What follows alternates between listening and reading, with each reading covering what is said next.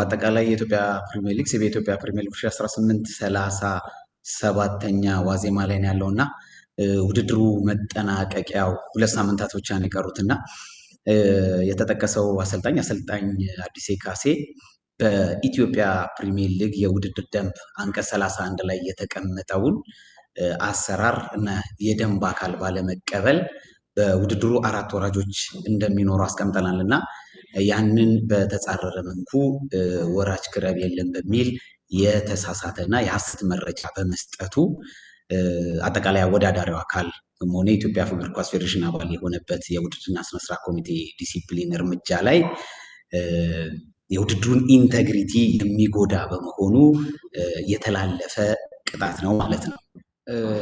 በነገራችን ላይ አሰልጣኝ አዲሴ ካሴ አንቀጽ 66 ላይ የተቀመጠውን በመገናኛ ብዙሃን የተሳሳተ መግለጫን በመስጠት የተቀጣ ብቸኛ አሰልጣኝ አይደለም። ባለፉት 6 ዓመታት ከተቀጡ 3 አሰልጣኞች አንዱ ነው። ወቅት ይወስነዋል። ከዚህ በፊት የነበሩ አሰልጣኞች የዳኝነት ጉዳይ ሴንሲቲቭ በነበረበት ወቅት ላይ የማይመለከት ዳኝነት ላይ የማይገባ አሰራር ትችት በማቅረባቸው ይሄ ቅጣት ተላልፎባቸዋል። ነገር ግን አንተ እንደጠቀስካቸው ሌሎች የአሰልጣኞችም ሆነ የክለብ አመራሮች የተለያዩ አስተያየቶችን በዚህ የፋይናንስ መመሪያም ሆነ ከወራጅ ጋር በተገናኘ አስተያየት ሰጥተዋል። ግን ያ ወቅቱ ይወስነዋል።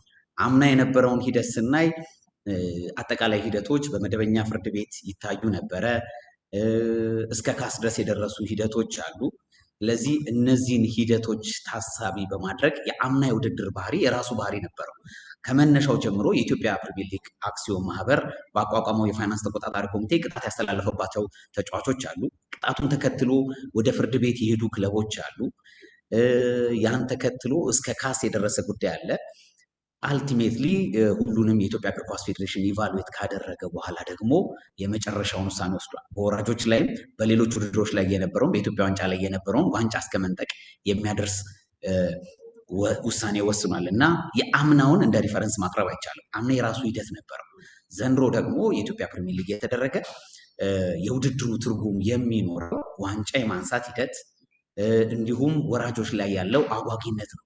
ስለዚህ ይህ ውሳኔ ሲወሰን የነበረው ሂደት የነበረበት የውድድር ደረጃ አጠቃላይ ሴንሲቲቭ ነበር እና በዚህ ወቅት ላይ ብሮድካስቱም ጨዋታ የሚያስተላልፈው አወዳዳሪው አካልም በየከተማው ከትሞ ውድድር የሚያደርገው አጠቃላይ ሌሎች ወጪዎችንም ማዕከል አድርገን ውድድርም የምናካሄድበት አጠቃላይ የውድድር ስሜትም መሰረቱ ጤናማ ውድድር ማድረግ፣ ፍትሃዊነትን ማስፈን፣ ፉክክርን ማምጣት ነው እና ያንን ይጎዳል።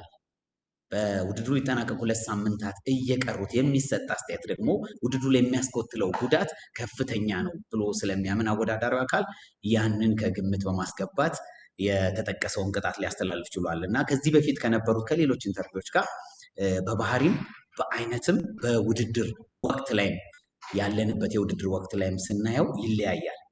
አጠቃላይ የኢትዮጵያ ፕሪሚየር ሊግ ውድድርና ስነ ስርዓት ኮሚቴ ቅጣቶችን ሲያስተላልፍ የሚቀርቡለትን ሪፖርቶች ማዕከል አድርጎ ነው። ስለዚህ በዚህ ጉዳይ ላይ ደግሞ ከአወዳዳሪው አካል ሪፖርት ተደርጎላ ውይይት ተደርጎበታል። ሪፖርት ሳይደረግ የእከሌ ኢንተርቪው የባህሪ ያለው ኦር እከሌ በዚህ ምክንያት በሚል ያለምንም መነሻ የሚቀጣ አካል የለም እና በዚህ ኬዝ ላይም በተመሳሳይ አወዳዳሪው አካል ሪፖርት አድርጎበት ውድድሩ እንደሚጎዳ የመጨረሻው 2 ሳምንታት ታውቁታላችሁ። በተመሳሳይ ሰዓት ጨዋታ ሊደረግ ይችላል።